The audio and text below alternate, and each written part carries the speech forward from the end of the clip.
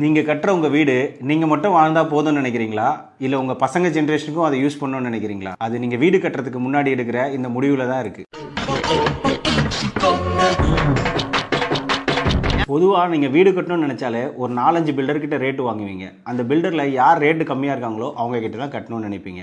அப்படி நீங்கள் எடுக்கிற முடிவுனால அந்த வீட்டை ஒரு 20-25 வருஷத்தில் திருப்பி இடித்து கட்டணும்னு நினச்சா அதோட செலவு எவ்வளோ வரும்னு நீங்கள் யோசிச்சு பார்த்துருக்கீங்களா? இன்றைக்கி உங்கள் வீட்டை தரமாக கட்டணும்னு நினச்சிங்கன்னா குறைஞ்சது 2200 ரூபா சதுரடிக்கு செலவாகும். மார்க்கெட்டில் சில பில்டர்ஸ் 1800 கட்டி தரேன்னு வருவாங்க. ஆட்டோமேட்டிக்காக நீங்கள் அவங்கள தான் செலக்ட் பண்ணுவீங்க. அவங்கக்கிட்ட நீங்கள் எந்த மாதிரியான குவாலிட்டி மெஷர்ஸ், எந்த மாதிரியான சேஃப்டி மெஷர்ஸ் ஃபாலோ பண்ணுறீங்கன்னு கேட்டிருக்கீங்களா? வீட்டில் பூச்சி அரிக்காமல் இருக்கிறதுக்கு ஆன்டி டெர்மினேட், தண்ணி புகாமல் இருக்கிறதுக்கு வாட்டர் ப்ரூஃபிங், இந்த மாதிரி ஏதாவது சேஃப்டி மெஷர்ஸ் பண்ணுறீங்களான்னு அவங்களை கேட்டிருக்கீங்களா? அப்படி கேட்டிங்கன்னா அவங்களோட பதில், மார்க்கெட்லேயே நாங்கள் தான் கம்மியான ப்ரைஸ்க்கு பண்ணுறோம், அதெல்லாம் எப்படி பண்ண முடியும், இப்படி தான் இருக்கும். நீங்கள் எடுக்கிற அந்த முடிவுனால உங்கள் வீடு 20 வருஷத்தில் இடிச்சு கட்டுற நிலைமைக்கு தான் வரும். இதுவே எல்லா சேஃப்டி மெஷர்ஸும் பண்ணுற ஒரு குவாலிட்டியான பில்டரை நீங்கள் செலக்ட் பண்ணி 2200 ரூபா கொடுத்து கட்டினீங்கன்னா உங்கள் பில்டிங்கோட லைஃப் டைம் டபுளாக இருக்க போகுது. இப்போ நீங்கள் வீடு கட்டும் போது பண்ண போகிற 200-300 ரூபா செலவு அதிகமாக, இல்லை உங்கள் வீடை 2 தடவை இடிச்சு கட்டுற செலவு அதிகமாக, நீங்கள் தான் முடியும்.